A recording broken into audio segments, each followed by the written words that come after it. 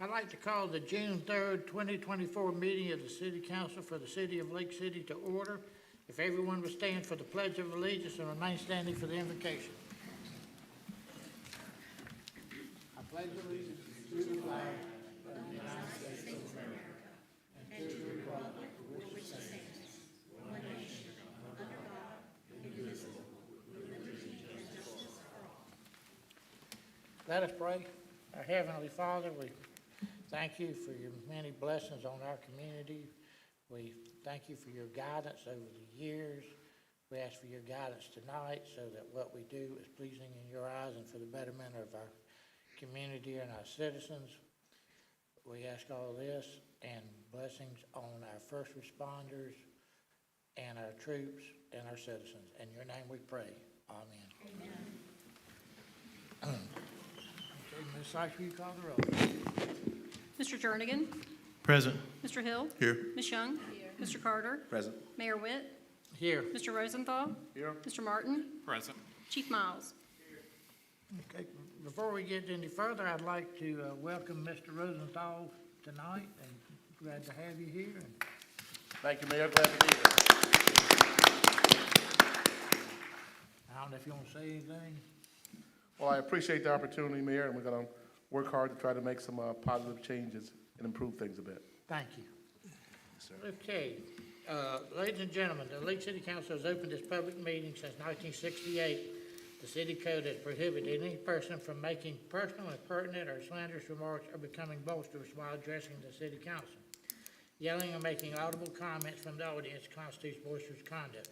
Such conduct will not be tolerated. There's only one approved manner of addressing the city council, that is to be recognized and speak from the podium. As a reminder, persons are not to openly carry a handgun or carry a concealed weapon or firearm while the governing body is meeting. Failure to abide by the rules of decorum will result in removal from the meeting. No proclamations. We have approval of the agenda. So approved, Mayor. Second. Motion and second to approve the agenda is published. All in favor say aye. Aye. Opposed? Okay, public participation. The first one I have is Mr. Lilker.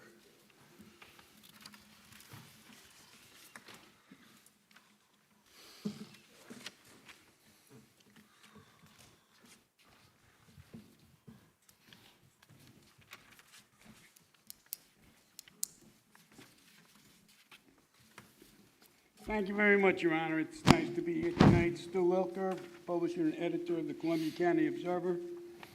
I have a few observations and questions which you may or may not like to answer about the attorney and the attorney's fees. Right now, even though the Florida Bar says attorneys should be current in their billing, Bolton Walker is, I don't know, maybe 3 months behind in their billing. As of last night at 2 o'clock in the morning when I checked my record and tonight's agenda. And I don't know who approves the bills. I don't know if finance does. I know, according to Ms. Sykes, at one time she was asked to sign them, but clearly as clerk, all she does is receive them. She has no authority to approve any bills. It would have seemed to me that those separate lines that come with the attorney's invoices should be approved by finance. I don't know if finance has the wherewithal to approve bills, but somebody needs to be a check and a balance of the attorney's bills to make sure they don't charge for stuff that they're not entitled to charge for. The rules of attorney billing are pretty clear. If you look at some of the attorney's bills, many people are charging for the same thing. The invoice lines are not specific, such as one that struck out in my mind, read 11th Circuit case. Anybody have an idea how many cases come down from the 11th Circuit? I tried to guess. I came up with a couple, but that's just bizarre, and the attorney should not be paid for the 11th Circuit case that he read, and nobody knows what it is. Clearly, the city council should know what it is. You guys might want to look at it yourselves, being it had to do with a free speech issue. Another line spoke to trustees without giving the names. This is not the Soviet Union, this is a secret organization. Trustees have names, and I wouldn't pay for that. one line stuck out of my mind, spoke with Sylvester Warren's attorney. Well, that's nice, but Sylvester Warren's attorney doesn't have a name. Got more than one attorney, from what I understand. He doesn't have a name. I mean, that's clearly, and finance should be looking at that stuff, and those things should be kicked back. And the attorney does what's known as bundling. That's totally frowned upon. There's a thing called lodestar, which I'm sure Mr. Martin is aware of, that when attorneys, and I might just need to go over a couple of seconds, Your Honor, attorneys request attorney's fees in court, they use what's called lodestar, and they have to submit their fees to the court for approval. Bundling is something which is totally not allowed. And fees have been reduced 40 and 50% because of that.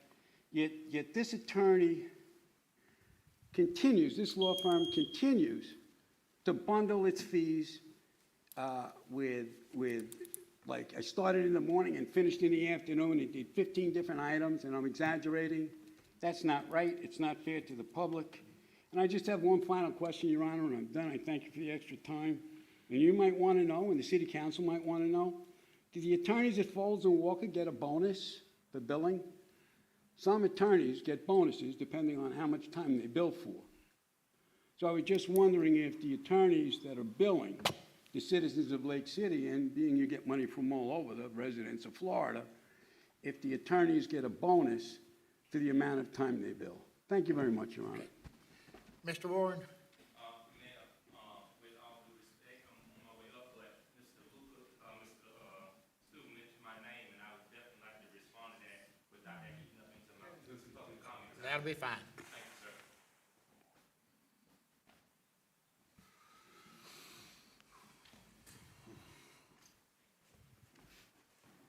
As Sylvester Warren, Mr. Mayor, thank you for recognizing me. As it relates to Attorney Clay Martin, I think one of the things that I've said from the beginning, I think I've said it to you, Mayor, I think I've said it publicly, I think I've even said it to Mr. Clay and on social media, that when Robinson left, the whole firm should have left. You hired them together, they should have left together. Mr. Martin has a issue with sticking his nose in things that are not in his capacity. I thought he was a paid attorney. He serves as a sixth person on the city council, and he's interfering in development businesses of mine and everything else. And as far as him calling my lawyer, I don't know nothing about that. My lawyer never did tell me that he spoke to him. I got several attorneys, I don't know which one he spoke to, but him billing the city for that, I'm a taxpayer, I don't appreciate it. And I would ask respectfully that he doesn't seem, know that firm seem to have our best interests at heart.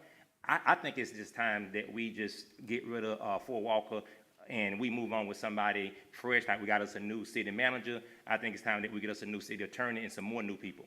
And I'm at my wit's end with Mr. Martin. I can tell you that, and I've expressed that to Mr. Martin, and he knows in very, very assertive terms that our relationship is not where it needs to be on a professional level because of him, not me. Now, that aside, Mayor, the issue, you can start my clock now if you would, out of respect. Mayor Witt and council members, others and myself are really pushing hard for progressive growth and out-of-the-box thinking and ideas and transparency and accountability. That said, Mayor Witt, in 2024, it is disheartening, emotional anguish to know and watch our city participate in free inmate labor. Free inmate labor is no more than slavery dressed up in a different environment and clothes. I ask you, Mayor, or someone on this council, to have the courage to end free inmate labor in Lake City, Florida. Gainesville did it some years ago, and you can ask Mr. Clay Martin. He always interjects and knows about everything in Gainesville, so he knows for a fact that Gainesville ended it. I personally find it offensive, especially when those in particular are good enough to work for the city for free, but not good enough once they are released to be gainfully employed by the city for that same job they were doing at the city. Mayor Witt, it would be one thing if the city were paying them a fair wage for their work either sending the money to their kids or using the money to pay for their child support. But it is unfair, it is inhumane, and has gone on long enough. Our country always has so much to say about how other countries are treating their citizens, but look at us and our hypocrisy. I respectfully request that this item is placed on the next agenda so at least Lake City has put an end to slave labor. There are inmates at the Work Release Center who are eligible to be paid a check. Nobody should have to work for free. Shame on our city for allowing it. Incarceration is the consequence and the punishment for whatever wrongdoing or crime they have committed, not free labor for the city of Lake City. I digress. Personally, I find this practice highly disrespectful as a former inmate myself and as a black man because of the slavery-like resemblance. Mayor Witt, will you help take action on this issue, sir? I think it should be brought up at the budget next month. Thank you. Okay, Mr. Bowden?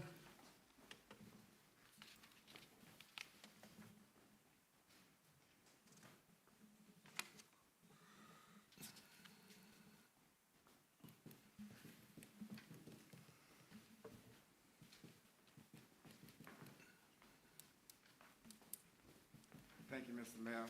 Glenn L. Bowden, 1156 Northeast Bascom Norris Drive.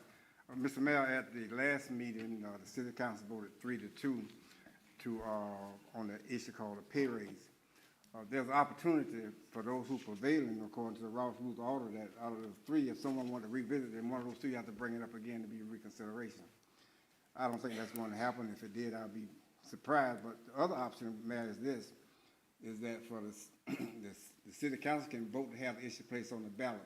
I talked to the supervisor election office. You got the language together by the 1st of August, and they have it placed on the November ballot.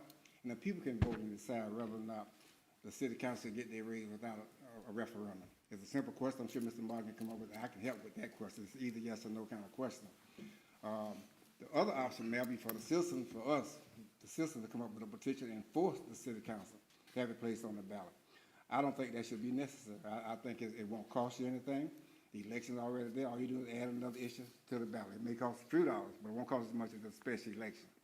So I would ask you, Mr. Mayor, at the next meeting, to at least have it on the agenda for discussion as a possibility if the city would consider perhaps placing that issue on the ballot. Since there was a councilman who said that if the people need to be heard, then that'll be an opportunity for the people to be heard. Secondly, Mr. Mayor, and I should have been first, is that I hope that when y'all walked in the meeting, you can appreciate how ridiculous it looked when you walk into City Hall. And there's no barrier here. I don't think nobody's afraid of nobody jumping across the podium to get to you. So you walk in here, you feel welcome, you feel wanted. Walk in City Hall to the city council meeting, you got tables up there, a lady for handicap. You know, it just don't make any sense. This is what an open meeting's supposed to look like. And if you look at this, take a picture of this, go back and take a picture of City Hall, then you should be embarrassed. And Mayor, I would hope that the next mayor, whoever that may be, would also get rid of that, what I consider very childish and naive preamble that you read every meeting. Now, I understand that there was some concern that people didn't know what they were doing, but we all grown here, man. I have been to no meeting where everybody read out and about, ladies and gentlemen, city council been up. Come on. That's as childish and naive as it can ever be. And I would hope that you probably going to change, but I hope that the next mayor, whether Mr. Walker or somebody else, would stop doing that. It's embarrassing. You take a minute reading something that everybody wrong. If somebody violated the rules, then have them removed. You ain't got to read that as be some child, you know. So I would hope, Mr. Mayor, that going forward, that the city council would consider how the people see things and not just how you see it. But okay. I'm asking you to place that on the agenda for discussion at least. Okay. That question concerning the referendum. Okay. Thank you, sir. All right, so next is approval of the consent agenda, and I do want to point out item 3. Mr. Wilker pointed out that the person that's requesting this, his name not on it, it's Hunters Creek, and it's done by their engineer because they're having some issues trying to get through. So with that amendment to the consent agenda, is there a motion to approve the consent agenda? Mr. Mayor, I have a question, another question. I see on here that Anderson Columbia had the lowest bid for the cemeteries. No. CARC for the cemeteries, Anderson Columbia for the asphalt. Well, okay, my mistake. But, they left off one of the cemeteries. They left off one of the cemeteries. It's a cemetery on Wilson Street. It's not on here. Okay.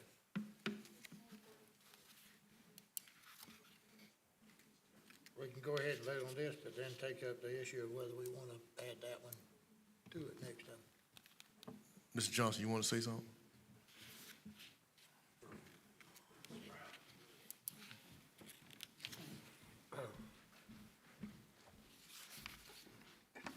Thank you, Mayor Council. Mr. Hill, the reason why that one wasn't on there is the city doesn't own it, but what we've done is because we've maintained that little corner piece for so long, our right-of-way crew's been catching it as they go by. We can't find who owns it, it just says property of the church, and we haven't had any luck, so that's the reason why it wasn't listed in the bid. Okay. With that, Motion to approve consent agenda. is there a second? Second. Motion and second to approve the consent agenda. All in favor, say aye. Aye. Opposed? Presentations. We have Florida Association of City Clerks Northeast District Director Leanne Williams here with us for a presentation. Mr. Mayor, Mr. Vice Mayor, members of the council, city staff, and attendees, good evening. Thank you for the opportunity to be here this evening. My name is Leanne Williams. I am the Florida Association of City Clerks Northeast District Director, and I am the Deputy City Clerk for the City of Alachua. Joining me here tonight are Kristen Bryant, City Clerk from the City of Gainesville, and Patty Polk, Town Clerk of the City of Micanopy. It is with great pleasure that I appear here this evening to congratulate your city on the recent accomplishment of your Deputy City Clerk, Michelle Cannon, upon receiving her Certified Municipal Clerk, CMC designation. Michelle began her journey right here at the City of Lake City when she was hired in April of 2021 to be the Deputy City Clerk. Michelle didn't let grass grow under her feet. She went to her first conference only 6 months later and began the road to CMC. She joined the International Institute of Municipal Clerks, IIMC, and its partner, Florida Association of City Clerks, FACC, which are professional associations that promote continuing education and certification through university and college-based institutions. When speaking of the training she received from IIMC and FACC, Michelle replied, "The training I have received from FACC has been extremely educational. Everyone is very helpful, and it is a great resource for newcomers as well as seasoned clerks. The FACC is so beneficial due to the fact that things are always changing. I think it's important to keep yourself educated in order to be more helpful to those around you and your community." Currently, of the 652 members of the FACC, only 35%, or 227 members, have reached the Certified Municipal Clerk designation. To achieve the FACC designation, Michelle attended 3 conferences and 2 webinars. This, plus her exceptional education, are what have earned Michelle her CMC through the IIMC-approved Municipal Clerk Institute program, conducted by the John Scott Daly Florida Institute of Government, Florida State University in Tallahassee. It should be noted that this program provides 120 student instructor contact hours of in-depth course and managerial and leadership skills, social and interpersonal concerns, and technically trained needed to deal with the changes taking place in government today. The program aids municipal clerks in improving job performance and recognizes the professionalism of the municipal clerk's office. Upon the completion of her CMC training, Michelle remarked, "I really enjoyed meeting other clerks and hearing their experiences. It helped to hear other people dealing with the same issues. The classes were extremely helpful." But this is only the first step. A true professional never rests on their success, but instead keeps reaching higher. The Master Municipal Clerk Academy was established to further the professional education of city clerks and meet the needs of challenges in the office. Academy members must demonstrate they have actively engaged in educational and professional participation that keep them current with the changing events of the local government scene. It is quite a task considering the demands of the clerk's office, but I have no doubt Michelle is up to the task. I would also like to take this opportunity to let this council know that FACC announced in February of this year a new certification program was launched. Through the Florida Institute of Government at Florida State University, city clerks who have obtained their CMC designation can now seek to acquire the Florida Certified Municipal Clerk Certification. The mission of this program is to provide Florida municipal clerks with education, networking, and collaboration experiences to enhance their ability to serve as leaders in our Florida communities. Participants who successfully complete the entire 20 months of continuous, interactive, and professional instruction in this course will be awarded the official Florida Certified Professional Clerk, or FCPC, credential. Now that Michelle has earned her CMC, she can consider the workload of this prestigious credential the next time a class is available. Your deputy city clerk is now part of an elite group of professionals in local government, a group she could not have become part of without your commitment to support her efforts. On behalf of the Florida Association of City Clerks President, Board of Directors, its members, and the Florida Association of City Clerks Professional Education Committee and the Northeast District, we are all very proud of you. Please join me in congratulating your Deputy City Clerk, Michelle Cannon, and the City of Lake City on her impressive accomplishment as one of the newest certified municipal clerks. Well done.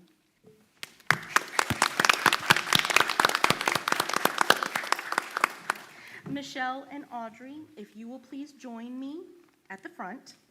We will present the plaque and pin at this time. Michelle, we hope that you will display the certificate in recognition of the education and training you have received and wear your pin with pride as a symbol of your dedication and professionalism.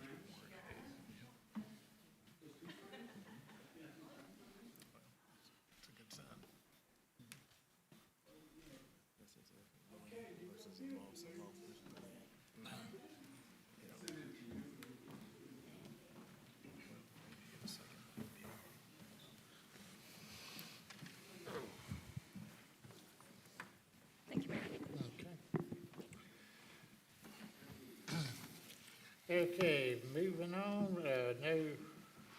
under old business, we have opened a public hearing on City Council Ordinance 2024-2277. Mr. Martin, will you read that by title? Thank you, Mr. Mayor.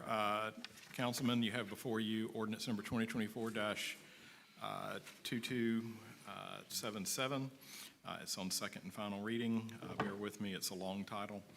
An ordinance of the City of Lake City, Florida, amending the text of the City of Lake City Land Development Regulations as amended pursuant to an application LDR 24-03 by the City of Lake City relating to an amendment to the text of the Land Development Regulations, providing for amending Section 4.2 entitled Supplementary District Regulations by adding Section 4.2.15.16 entitled Off-Street Parking Requirements for all zoning districts except C-CBD Commercial Central Business District, and Section 4.2.15.17 entitled Variance to above-mentioned parking requirements, providing for amending Section 4.4.11 entitled Minimum Off-Street Parking Requirements, providing for amending Section 4.5.11 entitled Minimum Off-Street Parking Requirements, providing for amending Section 4.6.11 entitled Minimum Off-Street Parking Requirements, providing for amending Section 4.7.11 entitled Minimum Off-Street Parking Requirements,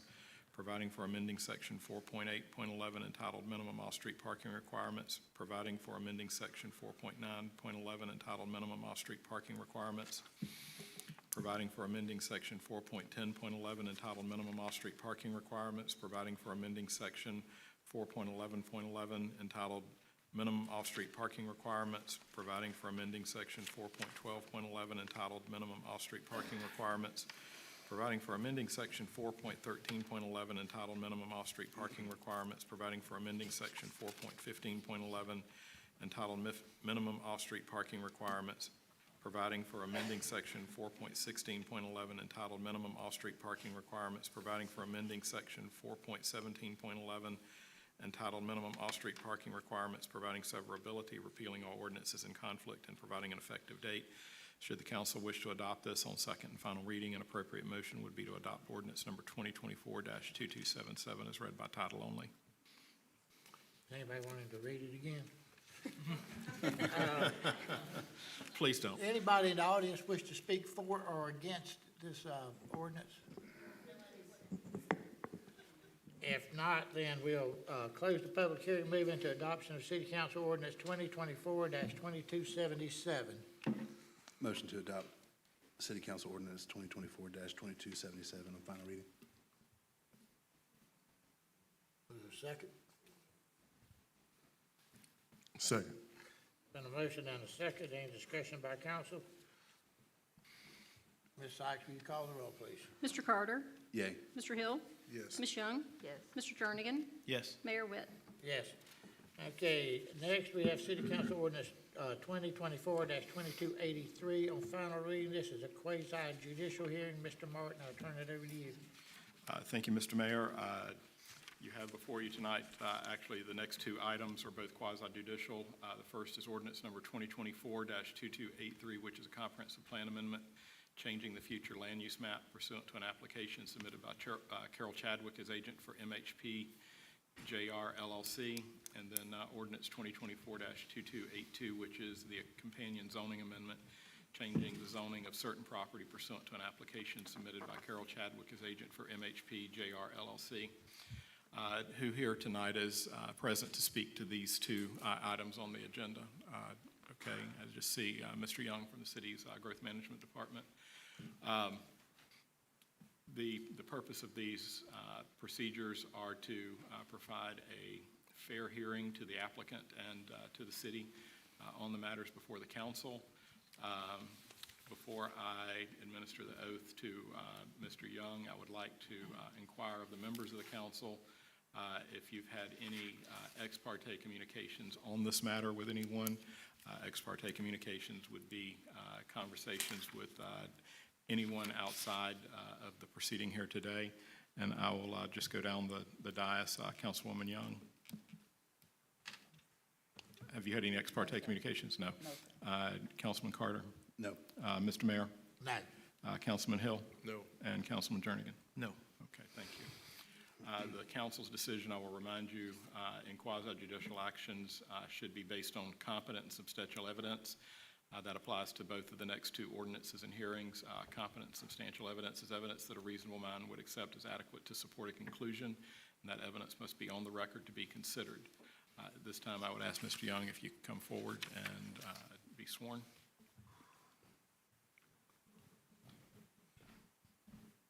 And for clarity, the oath applies to both of the next two ordinance hearings. Mr. Young, whoa. Do you swear to tell the truth, the whole truth, and nothing but the truth as to the next two ordinances and testimony you may give? I do. All right, thank you. Council members, you have before you proposed ordinance 2024-2283, which states an ordinance of the City of Lake City, Florida, amending the future land use plan map of the City of Lake City Comprehensive Plan as amended relating to an amendment of 50 or less acres of land pursuant to an application CPA 24-01 by the property owner of said acreage under the amendment procedures established in sections 163.3161 through 163.3248. Florida statutes as amended of providing for changing the future land use classification from residential low density or less than or equal to 2 dwelling units per acre to residential high density or less than or equal to 20 dwelling units per acre of certain lands within the corporate limits of the City of Lake City, Florida, providing for severability, repealing all ordinances in conflict, and providing an effective date. Mr. Young, could you provide an introduction, a summary, and then presentation of the application? Yes, as you said, this is future land use. Currently is residential low, and the proposed future land use is residential high. The land is conducive for the use per LDR section 4.9.2.3. This was presented and approved by the Planning and Zoning Board on, looking for my date.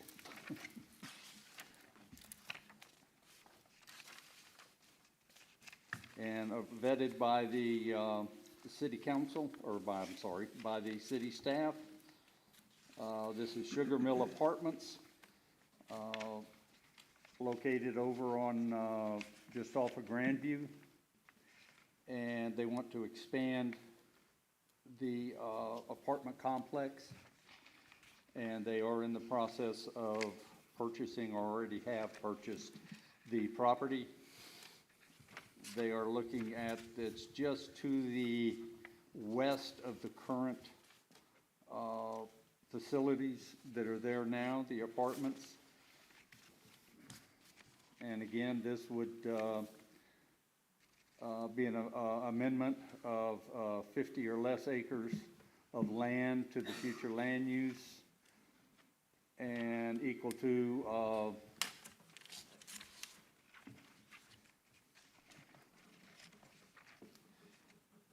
still looking for my dates.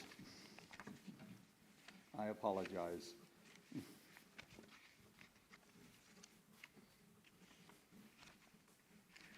On April the 9th, 2024, it was approved by the Planning and Zoning Board.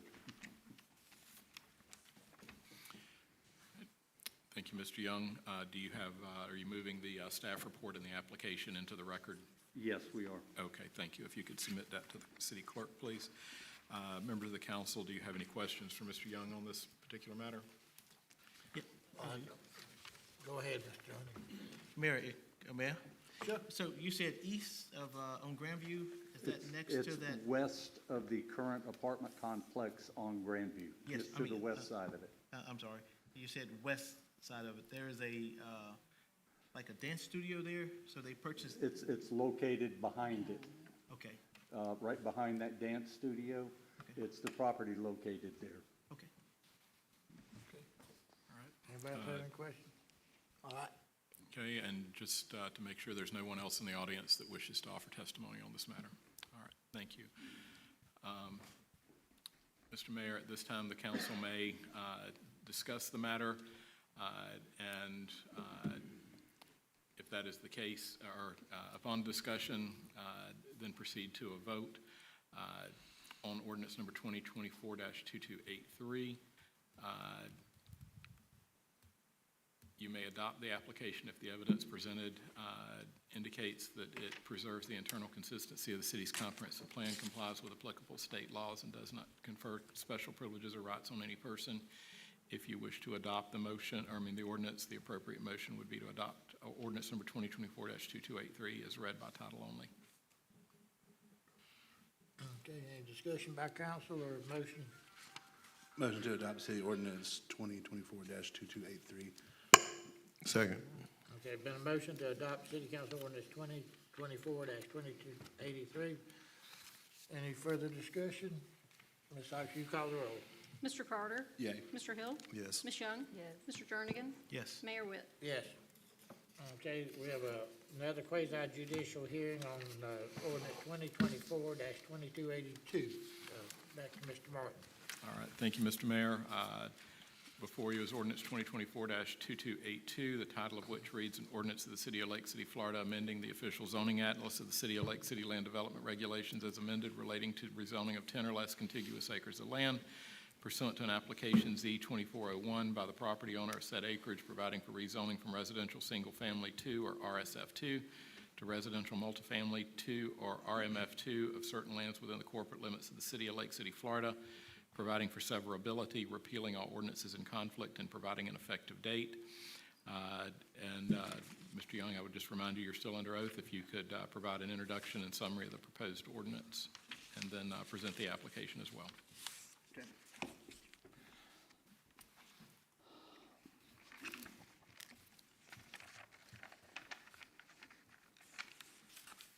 This is a rezoning of the same property that we just discussed.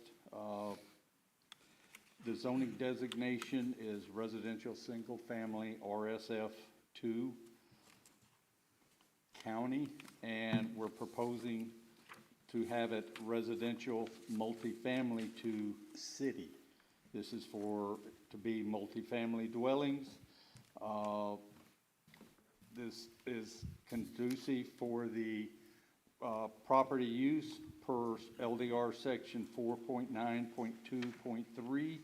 This was approved by the Planning and Zoning Board on Tuesday, April the 9th.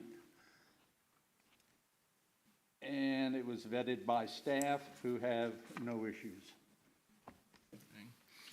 Thank you, Mr. Young. And are you moving the staff report and application into the record on this matter as well? Yes, I am. All right, thank you. If you could submit those to the clerk for the record. And at this time, it would be appropriate for any members of the council to ask any questions of Mr. Young. Anybody got any questions? Okay, doesn't appear to be. All right, thank you. The council may now proceed to discussion and vote. Your decision should be based only on the evidence provided by sworn witnesses. In addition, the application may be adopted based on consideration of the following factors: whether it conforms to the city's comprehensive plan, existing land use patterns, the creation of an isolated district unrelated to adjacent and nearby districts, the impact of the proposed change upon population density patterns and the load on public facilities such as schools, utilities, and streets, the existing district boundaries in relation to existing conditions on the property proposed for changed or changing conditions which justify the recommended action on the proposed amendment, the impact of the proposed change upon living conditions in the neighborhood, the impact of the proposed change upon traffic with particular regard to congestion or other public safety matters, the impact of the proposed change upon drainage, the impact of the proposed change upon light and air to adjacent areas, the impact of the proposed change upon property values in adjacent areas, the impact of the proposed change upon improvement or development of adjacent property in accordance with existing regulations, the granting of special privilege to an individual owner as contrasted with the needs of the overall public welfare, substantial reasons why, if any, the property cannot be used in accordance with existing zoning, the impact of the proposed change with regard to the scale of needs of the neighborhood or the city, and finally, the availability of alternate adequate sites in the city and districts already permitting such use. After your discussion, if the council wishes to adopt this ordinance on second and final reading, the appropriate motion would be to adopt ordinance number 2024-2282 on second and final reading as read by title only. We don't have to do the disclosure since we did it on the other one, which is related. Yes, unless someone has a different answer, my inquiry on the initial ordinance was pertaining to both ordinances. Okay. All right, is there any discussion or motions? Move to adopt city ordinance 2024-2282 on final reading. Second. Been a motion and a second. Any discussion? Ms. Sykes, will you call the roll? Mr. Carter? Yay. Mr. Hill? Yes. Ms. Young? Mr. Jernigan? Yes. Mayor Witt? Yes. Okay, item A, the city council ordinance number 2024-2284. Mr. Martin? Thank you, Mr. Mayor. This is also a quasi-judicial matter. It's an ordinance considering an application for voluntary annexation submitted by Victory Land Holdings on second and final reading. Because this is a separate substantive matter, I would again inquire of the members of the council if you've had any ex parte communications on it. Beginning with Councilwoman Young, have you had any ex parte communications? No, sir. All right, thank you. Councilman Carter? No. Mr. Mayor? No, sir. Councilman Hill? No. And Councilman Jernigan? No, sir. Okay, thank you. And same as last time, your decision should be based on competent and substantial evidence. Is there anyone here wishing to speak to this? I know Mr. Young will be presenting. Seeing none, Mr. Young, if you could come to the podium for this particular ordinance. Do you swear to tell the truth, the whole truth, and nothing but the truth? I do. All right, thank you. Council members, you have before you ordinance 2024-2284, an ordinance of the City of Lake City, Florida pursuant to petition number ANX 24-03 relating to voluntary annexation, making findings, annexing certain real property located in Columbia County, Florida, which is reasonably compact and contiguous to the boundaries of the City of Lake City, Florida, and to the boundaries of the City of Lake City, Florida, providing severability, repealing all ordinances in conflict, and providing an effective date. Mr. Young, if you could please introduce the ordinance, summarize it, and present the application. Okay. This is a piece of property located on West US Highway 90. It's on the south side of West US 90. It's just to the west of the auto parts store and State Road, is that 252, I believe there. They are voluntarily wanting to annex into the city. As a note, this property is part of an enclave that we are working on now to try to get annexed into the city, and this just helps us along. This is by the proponent, by the owner of the property. They want to be in the city. Letter was sent to the Board of County Commissioners with Columbia County back April 23rd. We have had no objections from them. It was advertised on April 29th for the May 2nd and May 9th. And the first reading of the ordinance was on May 20th. The second reading is June 3rd. The second notice was, publication was May 9th, May 2nd and May 9th. Oh, I'm sorry, May 20th and May 23rd. This is currently zoned county commercial intensive. Upon annexing in, we will be presenting to the board or to the council a rezoning to city commercial intensive, which is the same. Excuse me. Bless you. Thank you. And that's. Thank you, Mr. Young. And you're moving the application and staff report into the record?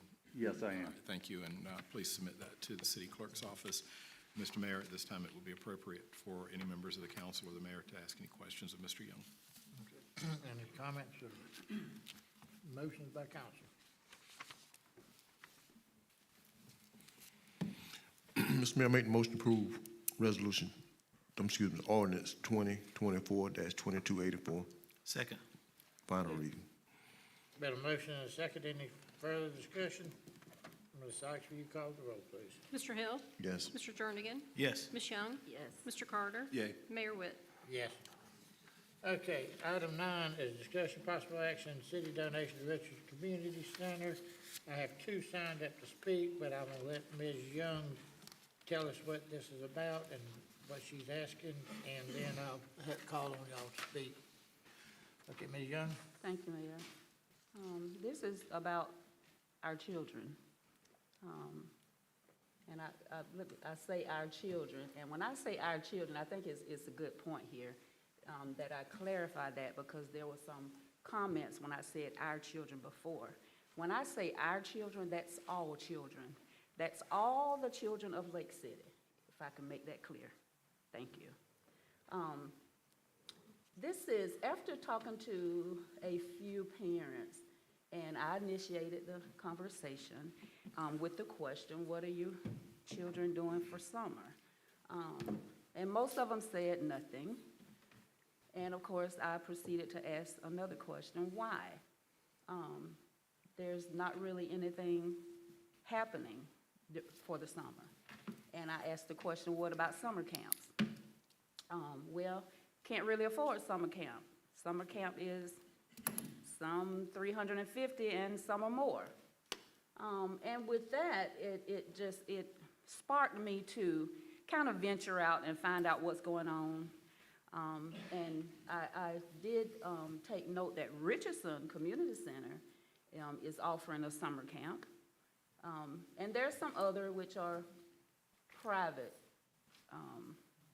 businesses.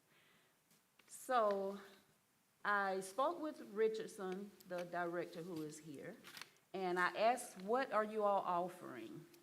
And he let me know that they're offering STEM, they're offering cooking classes, they're offering quite a few field trips.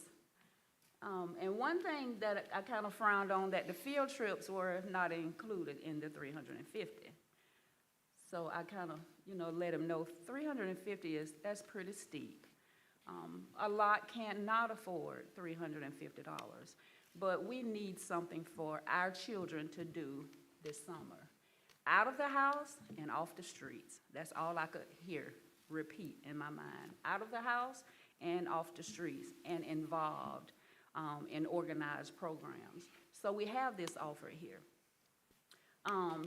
And I noticed with speaking to these directors of programs, it stops at age 12. So 13, 14, and of course you can't really, when you get to 15, that's bringing too high of an age, too mature, I'm gonna say, children to mix in with the beginning at 6-year-old to 12-year-olds. So I did ask if there's an opportunity, could you include some type of programming for the 13, 14-year-olds? And some will work for 13 to 14 as well, but then of course you have to come up with some type of other programs that's gonna gain the attention of the 13 and interest of the 13 and 14-year-olds. So with all that being said, I just feel like council, city, if we can grab hold to this slogan, "No Child Left Behind," and sponsor, and I asked the number up to 100. And I say up to 100 because we have some parents who are going to register. They can afford it and they have no problem with it. But we don't want to offer and put where we're only gonna do 30, and then that leave others behind. So I'm just asking that we set it for 100, and I would like to see the majority 13 and 14-year-old in the 100. Of course, I have no control over that. And I will ask the council, do you have any questions concerning this? How many total participants will they have? I'm not sure, and the director is here, but I have been calling and kind of getting an idea of how many are registering. And I believe now there's like 69 registered. Now, that's included with the ones who have paid for the registration. So, you're asking for, how many can they house? I guess that's what I. Okay, with that, I did ask that question. But Mayor, what I see with this is, what Richardson can't house, this is what I asked. If you can't, when you get to a number where you can't hold anymore in your program, can you reach out and let's get them placed in a different program? And he has no problem with that. Mr. Warren? Yeah, Mr. Mayor, thank you for recognizing me. I find it very disingenuous of Ms. Councilwoman Young. She worked at Richardson, so she knows the history of Richardson. She knows that she failed to mention that there's a free walk-in summer program that people don't even have to pay. The gym, Richardson Community, has falsely advertised free meals. Those free meals come from a grant program, because I spoke to the superintendent, assistant superintendent, and that is false advertisement on behalf of Richardson. Richardson Community Center, Ms. Vayla Young, Councilwoman Young, it is public records that she reported the staff for misuse of funds, stealing time, misuse of county equipment that led to an investigation in which she was right, but it ended up finding her and Ms. Linda in promoting Mario. And on top of that, Mayor, it would be irresponsible, and Ms. Young has a problem with the city money. See, she thinks the money is in her pocketbook, in her account. Every time you turn around, she's quick to write a check that don't belong to her. And she's quick to go and run around and initiate things that nobody told her to initiate. And if she's doing that on her personal time, then she needs to go in her personal wallet, in her personal pocketbook. That ain't how you spend taxpayers' dollars. There is a program on the list that she has not brought up, you have not brought up, and nobody else. Andy Maddox Park, if we do this, you are discriminating against everybody else. This is a budget item issue. This should go through the process of the budget, where everybody come in here and they pitch what they're trying to do for the community, for the kids. The county has already funded. The county owns that. They've already funded that, Mayor. $30,000. Call David Krause. I'll hit him on the cell phone right now for you. They've already funded that summer program. And if they can't budget their money, then they need to be audited because they got a problem on their end. And as a matter of fact, don't the county own Richardson? Why they running to the city for a county-owned building, a county-owned issue? Isn't the county pockets deeper than ours as a city? So they are at the wrong governing body, and Ms. Vayla Young is being a busybody as it relates to the people's money.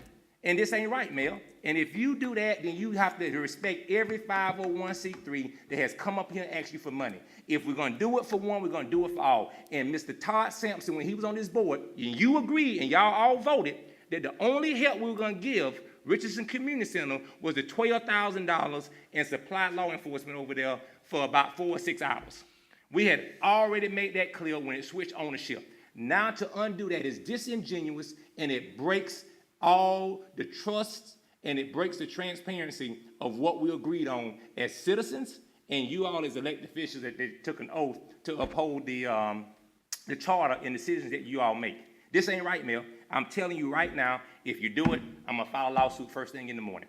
I'm gonna file a lawsuit because Andy Maddox Park has asked for a supervised recreational program for kids that are in the same, if not worse, predicament than the ones at Richardson Community Center, and have not opened their mouth about Andy Maddox Park as if she's some redhead stepchild, and she has better infrastructure and more property and better potential than Richardson Community Center. Okay, thank you. Mayor, may I? No, ain't no may I. You know what happened over there. You know you reported them people, and they stealing money. You reported it. No, it's a bad program, Mayor. Okay. Ms. Young? Thank you so much. I will like to take the opportunity to respond to that. First of all. Well, we're gonna be right here then. I'm gonna respond back, Mayor. Hold on. Yeah, it worked that way. If she called my name, she'll respond back. Yeah. No, everybody let Ms. Young speak. It's her turn. We'll decide who speaks after that. Well, I don't have to say much. It's about the children. Regardless of what happened in the past, and it doesn't matter what was done to me, we have children who needs placement for summer programs. That's all it's about. So let's take our minds off of everything else and focus on these children. You know, at one meeting, we're getting bashed because there's nothing for the children. At another meeting, we try to do something for the children, get bashed for that. One meeting, get bashed, ain't doing nothing. This meeting is a busybody. Please focus on these children. It's about the children. Thank you. Mayor Witt, it's about doing things in decent and order, Mayor Witt, and that is not how you run government. You just don't pop up and start writing checks. Like she said, it was an emergency meeting needed for NEBLAC, and that wasn't no emergency. She has a habit of doing this. Okay, Do like you do at the church. all right, Don't you preach decent and order? okay, let's move on to Mr. Bowden.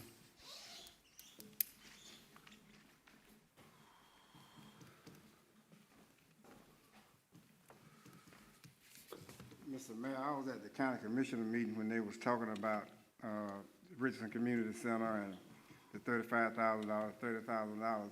It's always been a problem for me, even during my brief term tenure on the city council, that this perception that if a nonprofit go before the county commission, ask them for some money, the county agree to do it. The first thing they say, have you been to the city? Well, it shouldn't be where the city doing to equal what the county is doing. I understand Councilwoman Young says about the kids, but it's also about the city money and how you're going to determine who get that, who qualifies to get the scholarship. And we want to be sure that the $35,000, if you agree to do it, I hope you don't, but if you do, then how would you determine what kid, what 100 kids, or what 200 kids? If the county already given $30,000 for 100 kids, and we're proposing that we do another 100 kids for $35,000, it just seems to me getting ahead of ourselves. The other issue I would raise, Mr. Mayor, I looked through went to the tax collector's site today, just looked at some properties, and those of you who own property, you will notice at the top of your tax bill is the county. The county, you pay taxes, and the city, you pay taxes. We pay more in property tax to the city, to the county, we pay for the city. I view it as double taxation. If the county gonna contribute $35,000 to this summer program, and we as city residents, we already contributing through our money to the county. The county tax dollars, if they don't live inside the county, they're not paying any city taxes, property tax that is. So we contributing twice. If it end up being $70,000 from the county and the city, then we as city residents, we contributing two times. We contribute on the city side, and we contributing on the county side. The only other point I would make, Mayor, is that I did read the flyer that came from Richardson Community Center. At the top, they got the Richardson Community Center logo at the top of it. On the bottom of it, they got the county logo there. The issue for me is this. In there it says STEM, and STEM stands for science, technology, engineering, and math. On that flyer, I didn't see any mention of science, mathematics, technology, none of that. It talks about trips, fun, and activities. So it seems to me that if you're going to be STEM, they ought to be talking about what STEM is going to be. Who's going to be doing with the science? Who's going to be dealing with the technology? What's going to be there for the kids? I'm not saying we shouldn't do anything to help the kids, but I think we got to have some kind of structure to understand who's going to get it, what the process is going to be. You know, just think, Mel, last year budget, you put $200,000 in a fund called a Mariah Fund. Here today, that money has not been spent. I stood over there in front of y'all at the city council and told you that it makes no sense to budget the money, and a year later you hadn't spent it. And we're almost to that point right now. And so I would suggest to the city council that you think about this. As Mr. Warren said, you go down this road, then at some point in time, somebody else going to come, then what about them? So I would encourage you to look at this very closely and think about the fact that we, as city residents, we already paying. And we're being double taxed if we do it twice. Thank you. Okay, council. Mr. Jernigan, You want to speak on it, Jay? Yes, I'd like to speak on it too, Mayor.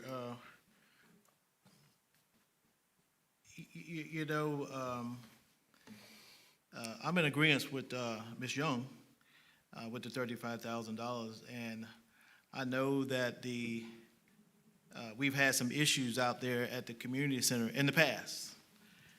However, we got a new center director out there, and he's assured to make sure that these monies are spent accordingly. And he's also agreed, from my understanding, to submit paperwork on who and what the money is being spent on. So again, I applaud Ms. Young for what she's trying to do. And I'm in agreement with, $35,000, it's not gonna go a long way. I would suggest and recommend we do 50.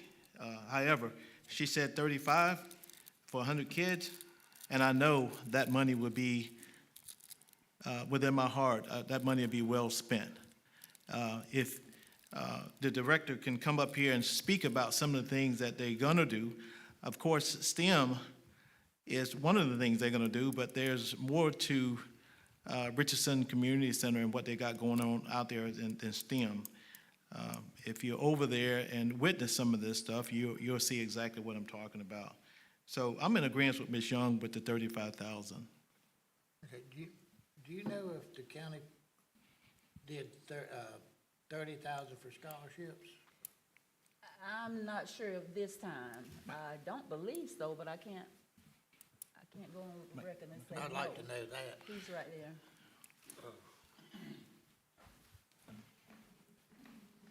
Good afternoon, Council. Mike Furrow, Richardson, a director. County did not give us that type of money for our summer program. They have not. They ain't gave you any money? No, no. Okay, that was my only question.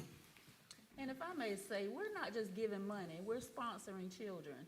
And what's happening is, when the registration, I believe the last registration day is Friday. Friday is the last day. Friday, we're gonna actually see the rostrum, how many registered. And for instance, there are parents who has 4 children. They don't get sponsorship for all 4. If they come up and ask for sponsorship for 4, well, can you afford 2? And some say yes. Those who can't afford it, they pay it. And then we sponsor the other 2. So I just think it's we need this. We need it. Mayor, with that being, Mayor, with that being said, I don't know if Ms. Young says that in a motion, but I would like to second Ms. Young's motion on giving this $35,000 to the Richardson Community Center. I didn't make the motion, but I will make the motion if there are no other questions. I will make the motion that we we sponsor up to 100 children for summer STEM camp at Richardson Community Center. $35,000, up to $35,000. I second that motion. Okay, Mr. Hill, do you have anything? Well, like you said, it's about the kids. So I think this is something that the city needs to move forward and trying to assist with the kids. Mr. Carter? We haven't discussed where the money's coming from. Huh? So we haven't discussed where the money's coming from? Well, there are a couple of places. You want to speak on that, Mr. Johnson?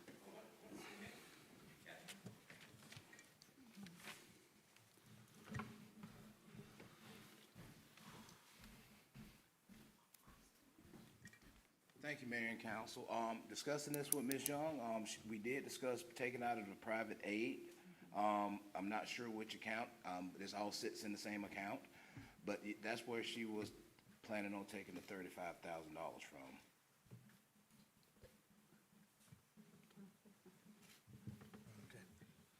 Do I have, can I say something? Sure. Okay, and kind of piggybacking on what Mr. Bowden said, we haven't done anything with the Mariah Fund. I think this is an awesome opportunity. It's for the children. And as a matter of fact, part of the program is gun violence prevention. That's part of the program. So it fits right. Yes, They have to Mayor, be and to signed Ms. up Young. by this Friday? Sir? They have to be signed up by this Friday? Yes, sir. That's the deadline. Mr. Mayor. Yes. I was gonna say to Ms. Young's point, that is where the Mariah funds sit, in private aid. Okay, gotcha. All right?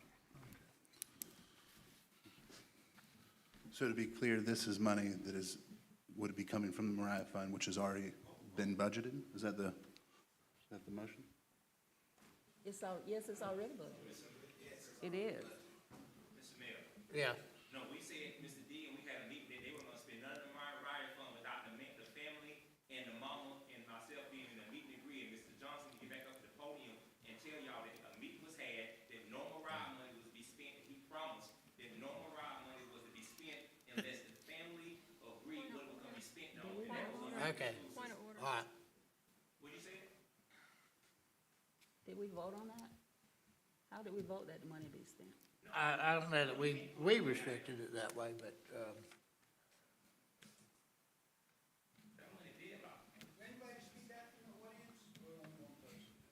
no. That's why I read that at the beginning of the meeting. How could the money be deadlocked? Miss, Okay. I'm done. Yeah. Mr. Johnson, could you please? Thank you. Private meetings.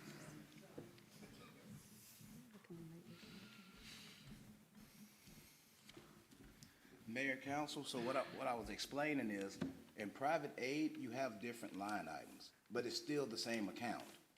You just have different line items that you can take the funds from.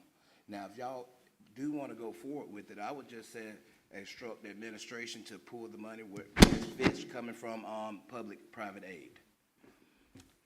Thank you. Okay, anybody else to council? Do I need to rephrase the motion, or is it good? Yeah, Yes? let's clarify. Okay. You ready? Let me just a minute. Unless Ms. Sykes is fine. You want me to read it for you? I can read it for you, yeah. A motion to sponsor up to 100 children for the summer STEM camp at Richardson Community Center for $35,000, for up to $35,000. Of course, that's contingent upon the 100 children. And the funding source I have is public-private aid. Yes. Is that correct, Mr. Thank Dunn? Mr. Jernigan, are you okay with that second? That's second. Okay. Thank you. You ready for roll, Mayor? Let me clarify, though, we're not just gonna give them 35,000. If only 50 kids sign up, then we give them what? Right, we'll actually get a copy of the registration, the number of children, who sign up. And yes, they'll get the amount as to how many children. Okay, Ms. Sykes? Is that okay? Finance, is that what, Angie? Okay. All right, Ms. Young? Yes. Mr. Jernigan? Yes. Mr. Hill? Yes. Mr. Carter? No. Mayor Witt? No. Okay, we're to item 10, discussion possible action, consider appointing up to 3 for the following applicants to serve on the planning and zoning board. I have 2 signed up for this. Mr. Warren.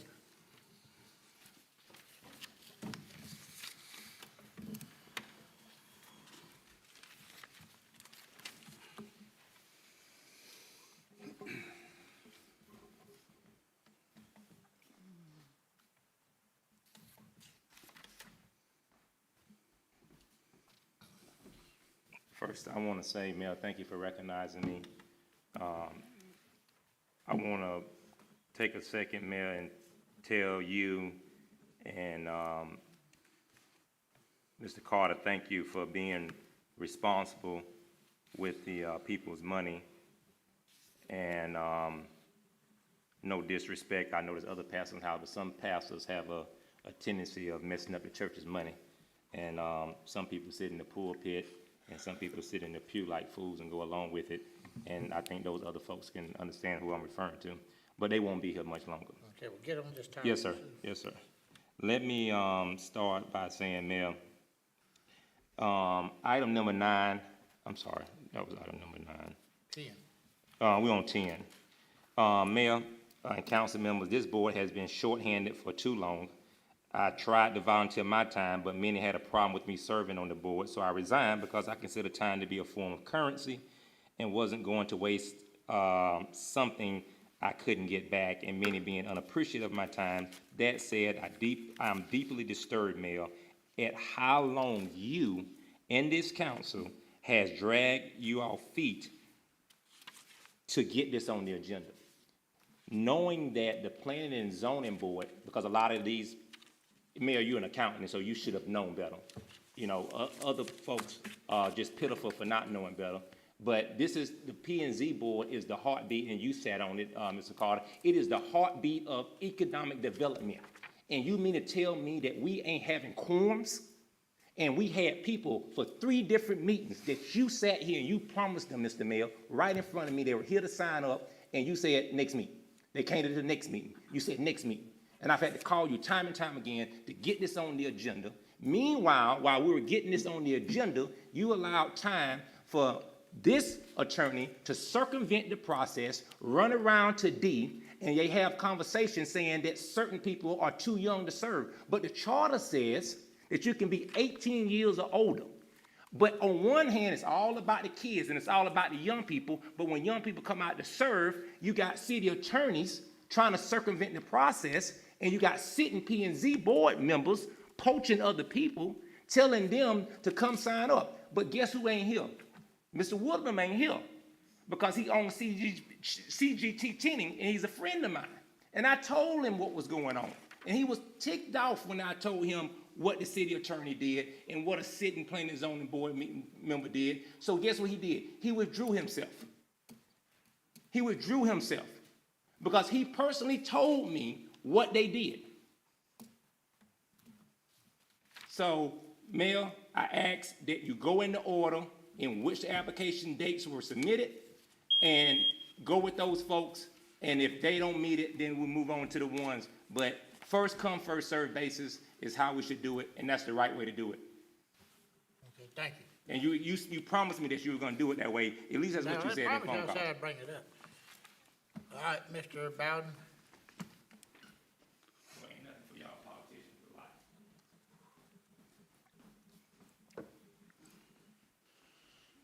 Mr. Mayor, I just want to echo Mr. Warren's concern that it need to be filled.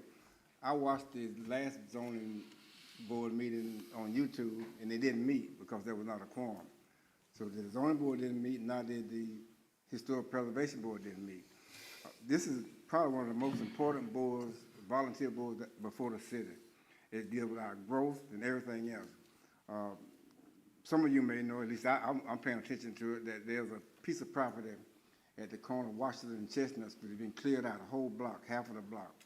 Initially, the property owner wanted to put said there were going to be mobile homes, double wides and a mixture, so people can just live in them. Now he got a sign up there saying there's going to be a mobile home park, 8 single wides for rent. That's going to require a zoning change. Again, you got to go back before the zoning board. So it's very important, Mr. Mayor, that you all fill these positions so that you have a quorum, so that when this issue come up, that those of us who live in that neighborhood will have something to say about whether or not it's going to be a mobile home park put in District 10. Just one thing for a mobile home to be there because the law allows for it to be there. But you got to get a zoning change for you to make it a mobile home park. I recognize that there's a housing need in Lake City. I ride around every day. I see the people living in houses that were there when I was a kid, and I understand that. And I understand a single-wide mobile home, the rent gonna be better than some people living in today. But when you're talking about changing the zoning, it's already a situation where the only place you can put a mobile home now is in the neighborhood that's zoned RSF3, and most of that zone is on north of the railroad track or north of US 90. And so I'm suggesting you all to fill these positions, get enough people on the zoning board so they can deal with those zoning kind of issues. Because otherwise, you're hurting developers, you're hurting the city. I mean, people just sitting there. They're ready to do something, they can't even go before the zoning board because there's not a quorum. It's not your fault, but it'll be your fault if you don't fill the position. You got people who are willing to serve. Now, these 6 people, I'm sure that I hadn't looked at the qualifications. That's not my job. But if they meet the minimum requirement, they can read, they can write, they can do all that, then they can serve. You know, if a person can run for office without any experience, then you can serve on the zoning board without any experience. Thank you, sir. Thank you. Okay, council, we've got 1, 2, 3, 4, 5, 6, I guess, and then there's 3 seats. Seat A, which term expires 10/31/26. Seat D, term expires 10/31/27, and then seat F, term expires 10/31/24. Of course, with the way we've been doing it, I imagine most of them would be renewed, if, like the one that's the shortest, you know. It doesn't say that they have to get off the board, it can be renewed. We've had many people do that. So, any recommendations? Mr. Mayor, I have one specific recommendation, and just, I'd like to clarify, I have a question perhaps for city manager. Excuse my ignorance, is there anything in the charter that requires a first-come, first-served basis with these things? No. Didn't think so. Didn't think so. No, just checking. The one recommendation on here that I would make myself is Miss Brenda Douglas. She is probably the only citizen who hasn't served on that board that I know has read the LDR front to back, probably a couple times. And she also comes with an excellent recommendation from Chris Leidick, who is the current chair of the Planning and Zoning Board. I served with him for 2 years on that board, and I highly respect his opinion. So for Ms. Douglas specifically, I would think that that would be an appropriate nomination. She also lives in the historic preservation district. Also, and I would recommend that one too. Any other recommendations? Mr. Mayor, I'd like to make a recommendation. Sure. I'd like to recommend that we table this until the next meeting and give the city manager an opportunity to review these applications and different people that that's got the experience and the background to sit on that board. Give him an opportunity to talk and meet with the people who signed up, and let him come back with a decision. That's my that's a recommendation, Mr. Carter. Mr. Mayor, I chatted with him just briefly earlier this afternoon. I believe that our new city manager has reviewed these applications, so he may have an opinion on this. I do. He said he does. Okay.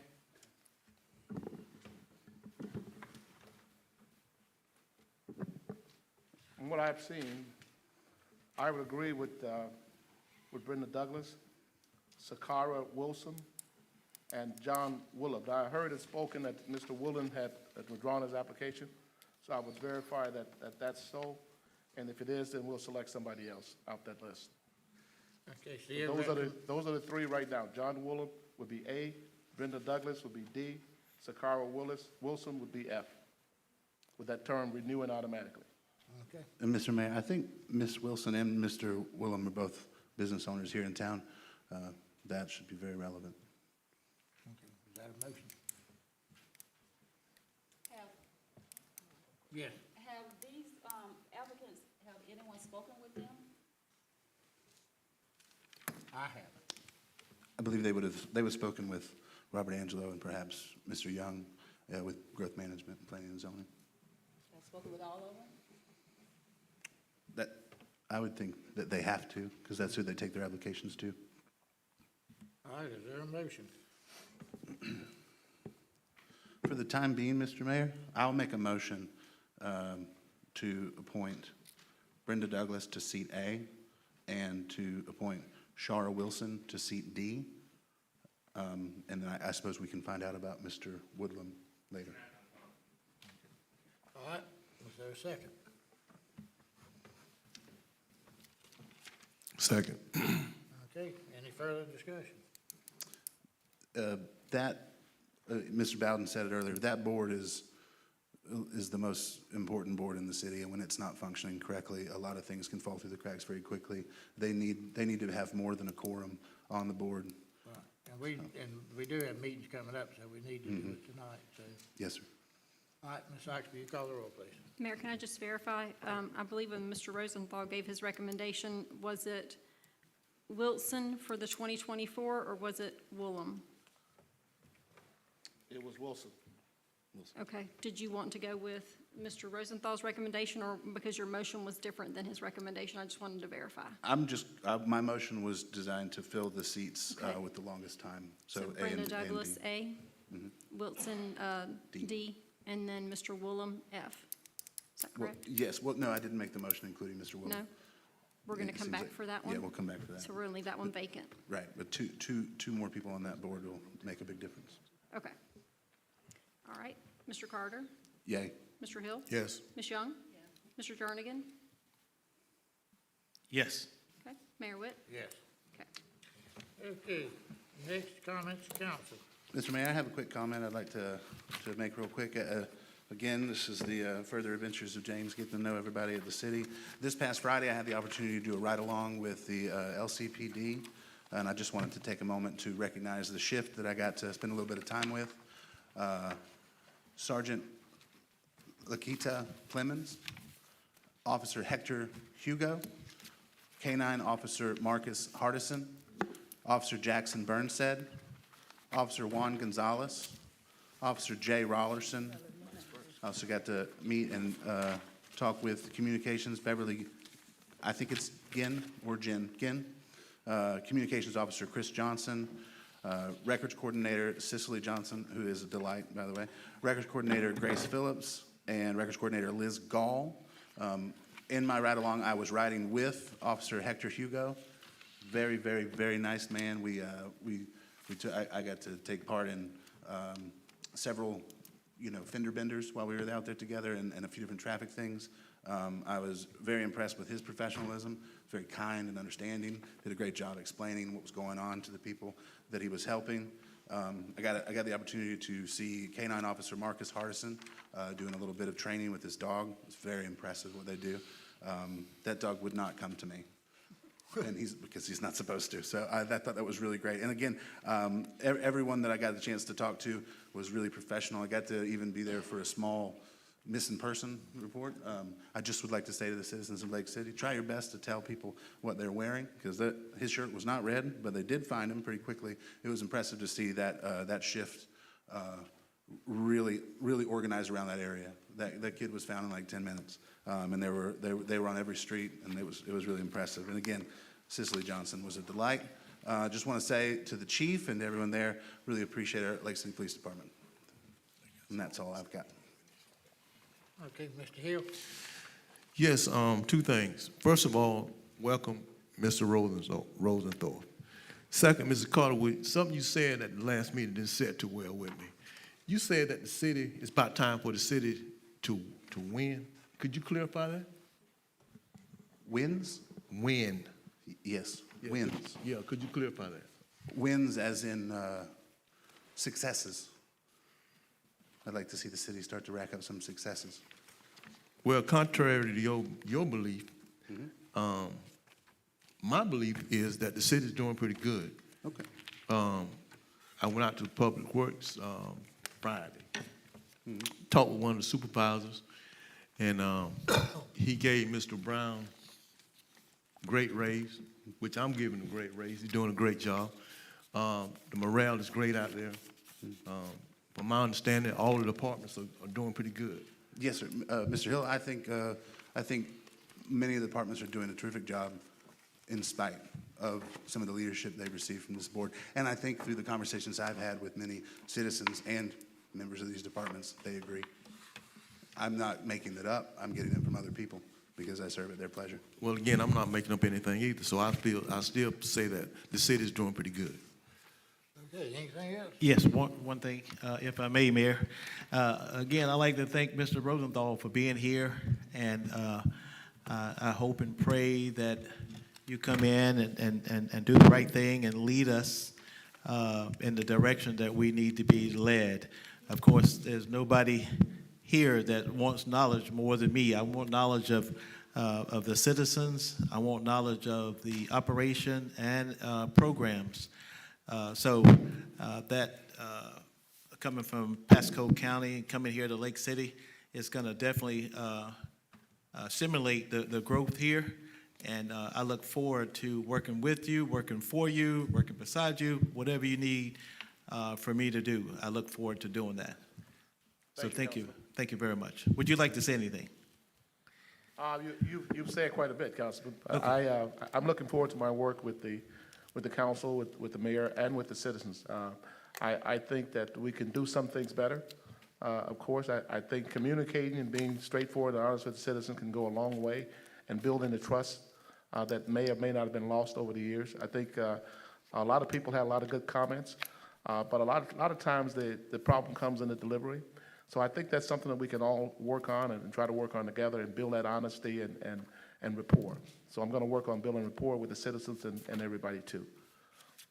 Thank you. I want to commend you on being prepared for that last motion and having already done that on your first day. Thank you. And welcome aboard again. Okay, we have a motion to adjourn? Motion to adjourn. All right, we're adjourned. I think I got them all.